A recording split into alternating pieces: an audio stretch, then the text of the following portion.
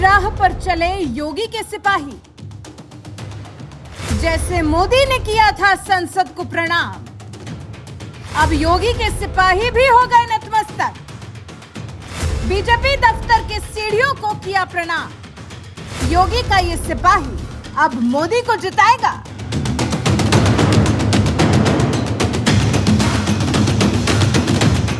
याद करिए साल 2014 का वो दौर जब बीजेपी ने पहली बार लोकसभा चुनाव में प्रचंड बहुमत हासिल किया था और इस जीत के साथ ही पहली बार देश में पूर्ण बहुमत की कोई गैर कांग्रेसी सरकार बनी थी।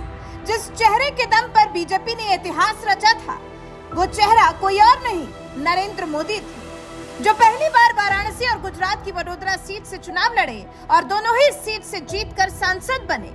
इस जीत के बाद जब नरेंद्र मोदी पहली बार देश की सबसे बड़ी पंचायत संसद पहुंचे, तो अपनी स्कॉर्पियो से उतरकर नरेंद्र मोदी ने सबसे पहले हरे कालीन से ढकी संसद की सीढ़ियों को नमन किया।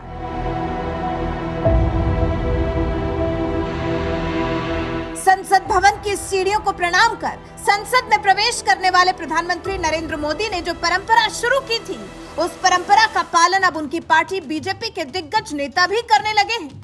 तभी तो 29 जुलाई को जब राजधानी दिल्ली में बीजेपी अध्यक्ष जेपी नड्डा के नेतृत्व में बैठक हुई, तो इस बड़ी बैठक में एक ऐसे नेता को भी संगठन में बड़ी जिम्मेदारी सौंपी गई, जिसने कभी सीएम योगी के लिए अपनी सीट कुर्बान कर दी थी। और आज पार्टी से बड़ा पद मिलने के बाद वही नेता बीजेपी के केंद्रीय कार्यालय में कदम रखने से पहले सीढ़ियों को नमन करते दिखे, जैसे कभी पीएम मोदी ने संसद की सीढ़ियों को नमन किया था।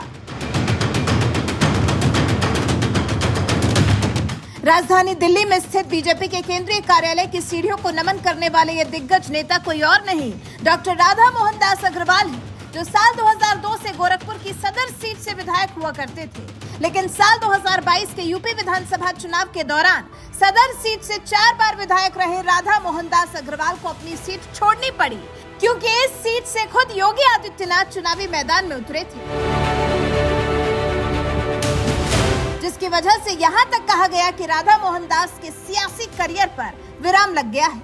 लेकिन जल्द ही बीजेपी ने उन्हें बड़ा इनाम देते हुए राज्यसभा भेज दिया।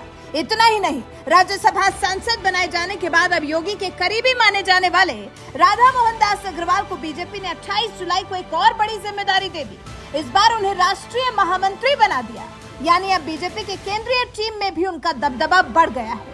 इस बड़ी जिम्मेदारी के बाद सांसद राधा मोहन दास अग्रवाल सोमवार को जब पहली बार बीजेपी के केंद्रीय कार्यालय पहुंचे, तो उन्होंने सबसे पहले जूते उतारे और फिर कार्यालय की सीढ़ियों को प्रणाम किया।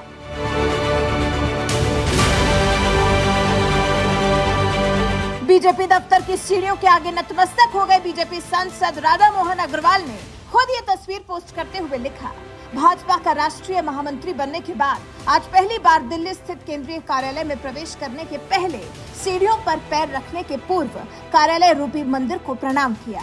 बीजेपी दफ्तर को मंदिर मानकर उसकी सीढ़ियों को प्रणाम करने वाले राधा मोहन दास अग्रवाल गोरखपुर के बड़े नेता माने जाते हैं। वो कॉलेज के जमाने से संघ से जुड़े रहे हैं।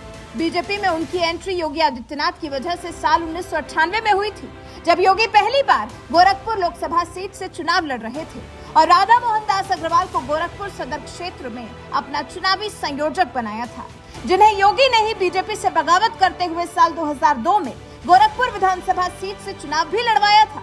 दरअसल 2002 में बीजेपी ने शिव प्रताप शुक्ला को गोरखपुर सीट से टिकट दिया था, जबकि गोरखनाथ मंदिर ने हिंदू महासभा के प्रत्याशी के तौर पर राधा मोहन दास अग्रवाल को मैदान में उतार दिया था, जिसका नतीजा ये हुआ कि बीजेपी चुनाव हार गई और हिंदू महासभा उम्मीदवार राधा मोहन दास अग्रवाल जीत गए। इसके बाद जब साल 2007, 2012 और 2017 में विधानसभा चुनाव हुए, तो बीजेपी ने राधा मोहन दास अग्रवाल को ही टिकट दिया और अग्रवाल तीनों चुनाव में गोरखपुर सीट से जीत हासिल करने में कामयाब रहे।